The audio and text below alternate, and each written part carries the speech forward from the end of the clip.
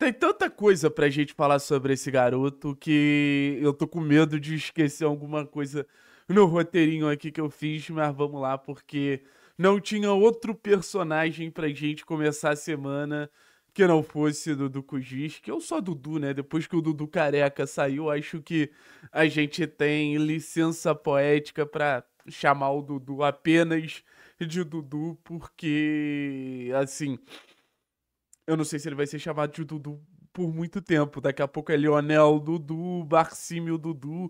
O que não faltam apelidos ou possibilidades de apelidos pro tanto de bola que esse garoto ele vem jogando. Então vou pedir pra você deixar o like e se inscrever no canal, porque é um vídeo que tem informação, tem análise tática, tem análise de dados, tudo pra você sair com um resumo completo do verdadeiro impacto da maior promessa, da maior joia das categorias de base do Atlético, que vem dando o que falar tanto na questão da renovação, quanto no sentido de campo e bola. Tenho certeza que o torcedor do Atlético vai gostar bastante desse vídeo. Olha, gente, existem várias perspectivas quando a gente fala sobre a renovação do Dudu. E eu conversei com bastante gente para ter o maior número de informações concretas para trazer aqui para vocês. Primeiro eu vou falar de um lado que tá um pouquinho pessimista, que é o lado que acha que essa renovação tá demorando muito. E é o lado que sabe que clubes do exterior e do futebol brasileiro já vêm tentando fazer a contratação do Dudu. Ponto.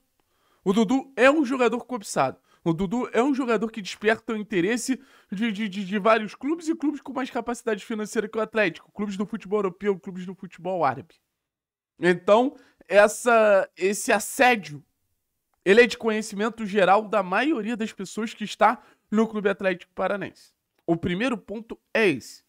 E é óbvio que quando você tem uma negociação com um jogador assediado, é diferente de você ter uma negociação com um jogador que o mercado ele tá valorizando pouco. Ponto. Beleza? Segundo ponto. Seguindo atrás das pistas, volto a dizer, acho que o jornalismo, a grande intenção é a gente pegar todas as versões. E eu cheguei numa versão um pouco mais otimista. E essa versão um pouco mais otimista, ela é da parte do jogador. O que ela consiste em alguns pontos. Primeiro de tudo, sabe que o processo do Dudu não tem que ser de imediato. Ou seja, o staff do jogador tem calma com esse processo de crescimento, dele começar a ganhar mais oportunidade, dele começar a ganhar mais minutagem, dele começar a ter um impacto maior na equipe. E acho que esse ponto é muito importante. Esse ponto da maturidade do staff dele, entender que esportivamente o Dudu ele não está sendo desvalorizado. É natural que ele vá ganhando minutagem gradativamente. Outro ponto que eu acho muito importante é que as negociações elas acontecem e por enquanto o diálogo é positivo. Não chegaram nos valores ainda, mas o diálogo acontece de maneira que tanto o Atlético quanto o lado do Dudu estão confiantes com uma renovação. A pior coisa que poderia acontecer é um diálogo com ruído. Isso não acontece. E o terceiro ponto, que aí acho que é o mais legal ainda, para a gente falar sobre Lionel Dudu. O garoto quer ficar. O Dudu quer ficar no Atlético. E o Dudu deixa isso muito claro. O Dudu gosta do clube. O Dudu, ele viveu grandes momentos com a camisa do Atlético, com a camisa da seleção brasileira, a partir das portas que o Atlético abriu para ele, e ele reconhece isso muito claro. E aí entra uma questão que eu sempre falei pra vocês. A relação do Dudu e a relação do Cauã são relações completamente diferentes. Então, se depender do Dudu, se o Atlético fizer a valorização óbvia que esse garoto merece, a renovação ela acontece ao natural. Show de bola? Show de bola. Agora a gente vai falar sobre a questão técnica e eu quero botar aqui pra gente dar uma analisada os golaços do Dudu, né? Porque eu acho que é muito importante a gente falar sobre a capacidade que esse garoto tem de gerar lances absurdos. O gol que ele faz contra o Paysandu já tinha sido um golaço, aço. O gol que ele faz contra o Botafogo é sacanagem. Então, vamos olhar as imagens. Esse gol contra o Paysandu, ele começa com uma bola pipocando, né?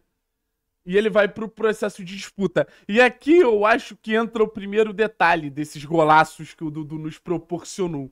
Que é a situação de a marcação vem e ele consegue sustentar a marcação de jogadores muito mais fortes fisicamente do que ele. ganha a disputa, a bola sobra. E aí o movimento desse jogador aqui, não sei quem é, não consegui identificar exatamente quem é, Renan Peixoto, sei lá, vai abrindo espaço, tira esse marcador da zona, a corrida do Viveiros aqui também tira o marcador da zona, e o Dudu finaliza essa bola com extrema categoria. Nesse lance eu acho que a finalização ela foi muito bonita, né? A jogada ela acontece de uma maneira incrível, mas a finalização ela deixa o gol ainda mais bonito. Mas o drible do Dudu para se livrar da marcação já mostra a capacidade de habilidade que esse garoto tem. Aí a gente vai pro golaço contra a equipe do Botafogo. Primeiro ele leva a bola pro lado, tá? E eu acho que isso deixa muito claro que a primeira tentativa do Dudu era simplesmente segurar o jogo. Fazer com que o jogo tivesse ali pausado. Aí o Dudu vai ganhando campo. E aqui novamente entra a questão da habilidade de um duelo que poderia ser muito mais físico e ele traz pro quesito técnico. Porque vem dois marcadores pra cima dele, ele passa pelos dois marcadores. E aí vem o terceiro, ele passa pelo terceiro. E aqui ele entra em condição de finalizar a partir de toda a habilidade que ele gera e faz esse golaço. Então, o que eu posso dizer pra vocês sobre o recorte dos golaços do Dudu é que eu acho que tem uma mistura de competitividade, porque o Dudu ele evita ser anulado pela marcação adversária a partir de um processo de sustentação muito legal. E aí tem o quesito habilidade, tem o quesito capacidade técnica que aí é muito acima da média. Ter esses momentos como uma rotina, porque se a gente for parar pra pensar, o número de jogos do Dudu é muito pequeno pra produzir dois golaços como ele produziu, deixa muito claro que é um jogador que tem cartas na manga, deixa muito claro que é um jogador que tem um teto técnico que a gente tá muito longe de descobrir ainda. E aí a gente pensa, né? Pô, sei lá, a gente tem um confronto direto contra a Chapecoense na próxima rodada. Não necessariamente o Dudu ele vai produzir lances como esse toda rodada. Mas o Dudu ele pode produzir. O Dudu ele tem capacidade de gerar lances espetaculares a partir da habilidade dele e a partir do poder de decisão dele.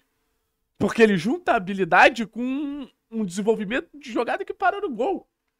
Então não é só um lapso de habilidade, um drible, uma jogada individual, não. São jogadas que começam com um grande índice de individualidade e terminam com um grande poder de decisão.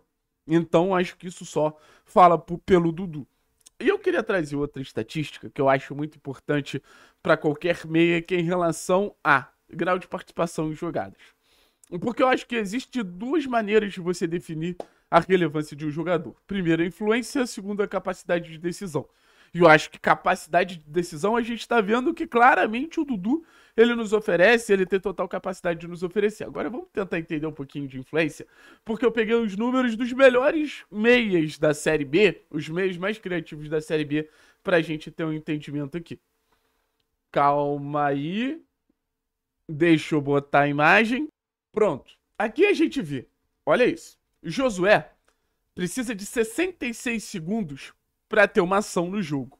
O Danielzinho precisa de 90 segundos. O Bosquilha, 84 segundos. Marquinhos Gabriel, 96 segundos. O Bruno Zapelli, 84 segundos. E o Dudu precisa de 108 segundos. Tem um erro óbvio.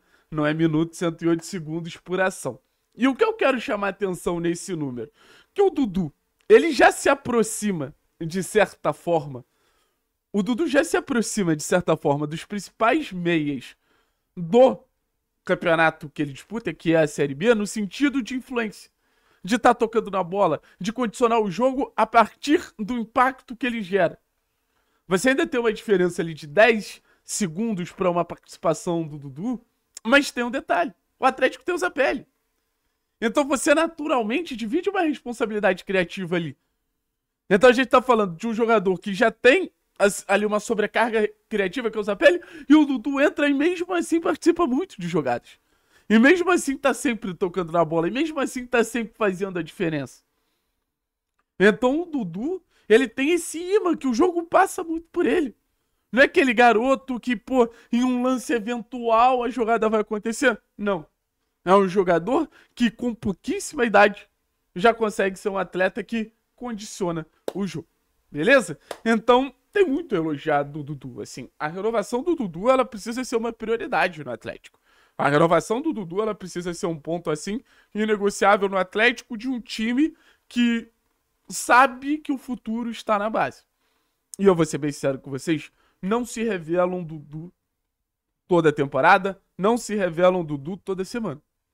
A gente tem que botar o Dudu na condição de jogador especial que ele é.